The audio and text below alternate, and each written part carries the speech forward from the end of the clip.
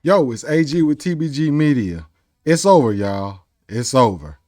Tory Lanez is staying in the box for his full time of his sentence of 10 years that he got for shooting Meg the Stallion.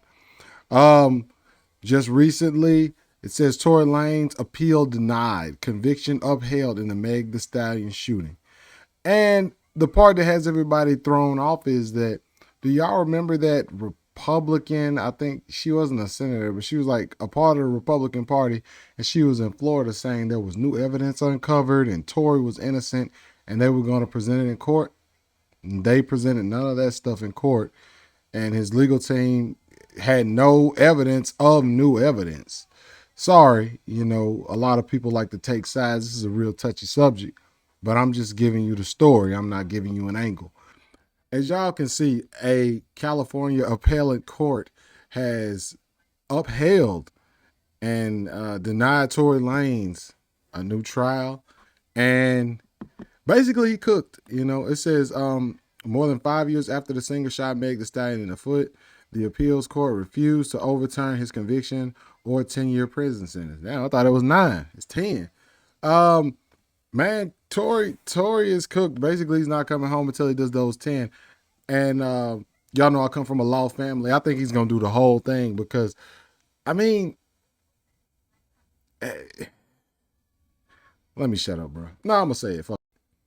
Tory Lanez comes out to social media and says these people are racist, and this is what he say: they're racist. They're trying to get him for his catalog. They're trying to destroy a black man. I did this for my kids. I did this and kept 2 black women out of jail. Then he turns around and goes to those same people back door and begs them to let him out, and begs them to reconsider their sentencing and stuff like that. That's never gonna work. You got to play nice. And I just want to let everybody know, man, Tory Lanez had a chance to have 2-year probation, and he just would have had to get deported out of the U.S. But with Donald Trump coming in office, he probably got deported anyway. So he should have took the 2 years. I mean, young boy sat in a house in Utah for 4 years making music, and we loved it. I know he could sit in Toronto and make music. So while they were in court, and I read through Megan Connor's tweets, who's kind of like a Tory Lanez op, I guess. They call her op because she kind of just tells the story, and the real story is not what people want to hear, I guess. So they call her op of Tories. But anyway, reading through her tweets, basically his largest argument was that he was saying, like, they showed a picture of me with my tattoo across my chest, and he got like a tattoo of like an AR-15 or AK-47 going across the chest like that. And he's saying that shows like a negative image of me. They show that to the court that makes me look bad, but this is just an image I have to portray to sell music or whatever. And the prosecution came back and said that, well, this was a video from that night. You had your shirt off because y'all were at a pool party. So that's why your shirt was off. We didn't show this to portray you into an image. We showed this because this is a video from the pool party and your shirt was already off, you know. So, great argument on their part. They won that one. And I'm gonna show y'all this tweet from Megan Cunningham. Like, they rejected all of his arguments. They rejected everything. And they affirmed and upheld the original judgment. Tory, where'd you get these lawyers from, man? Where you get these lawyers from? Look at it. This is a tweet from Megan Cunningham. I thought this was fake. I thought she was just kind of, egging it on like we do in the media.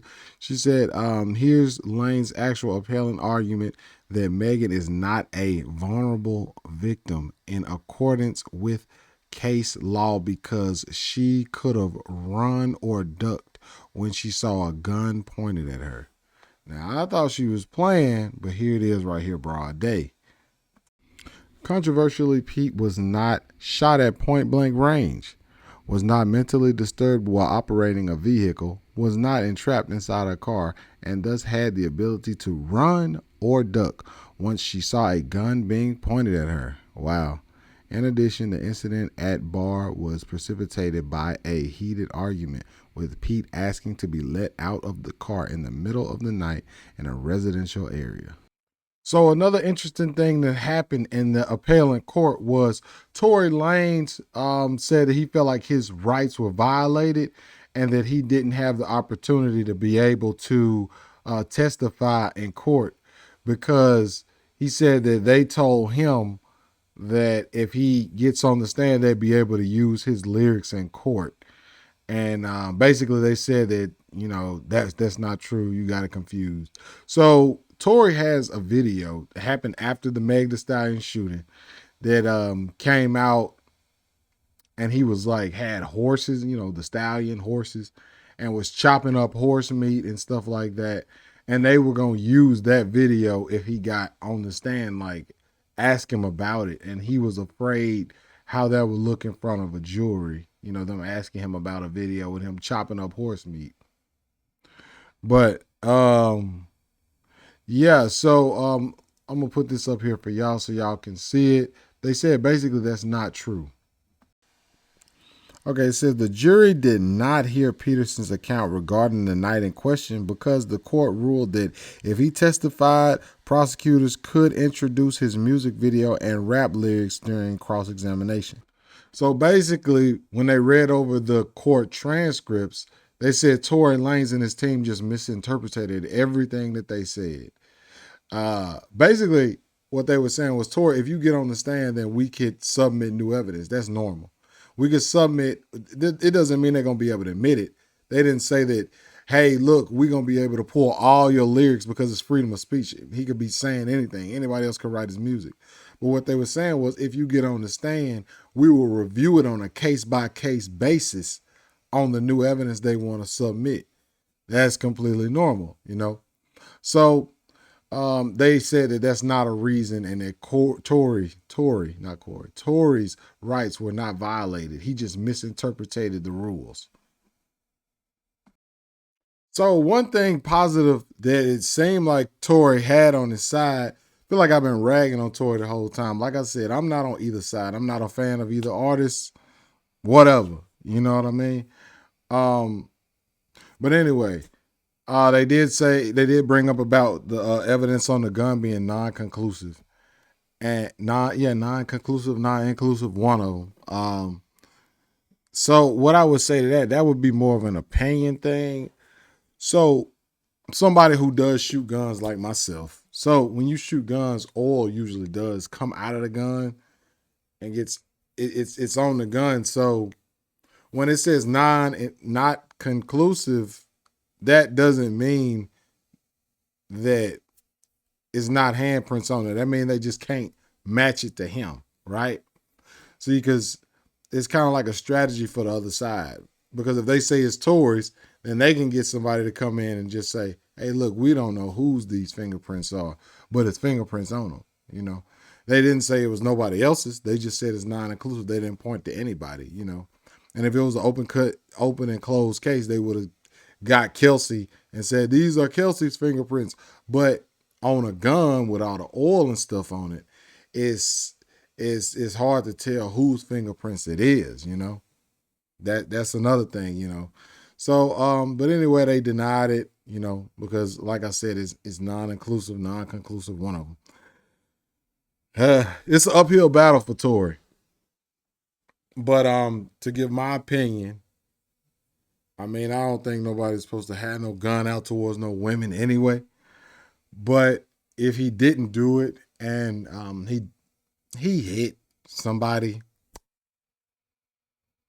but a 22 is a very easy gun to handle with very low recoil. And these are my opinions now. Whoever was shooting it, and Tory's the one who got blamed, so we're going to say Tory. So if he was doing it, he wasn't trying to hit her. He was trying to hit the ground for sure. 6-7 feet away with a 22, that's an easy target. So 10 years, that's a long time. For this case, that's a long time. I would say more so like 2 to 4. And if it's a guy with no record, I don't know if Tory Lanez has a record, but if he don't have a record, I would say more so around 2 for something like that. That's just negligence with a firearm for sure. Because I don't think he was out there to truly unalive somebody. I don't think so. Um, he's the one that got blamed.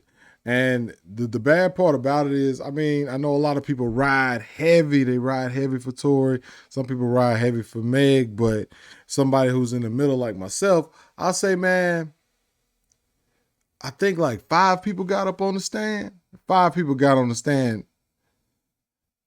Man, I think 2 of them said Tory did it. Nobody got on that stand and said Tory didn't do it, not even himself.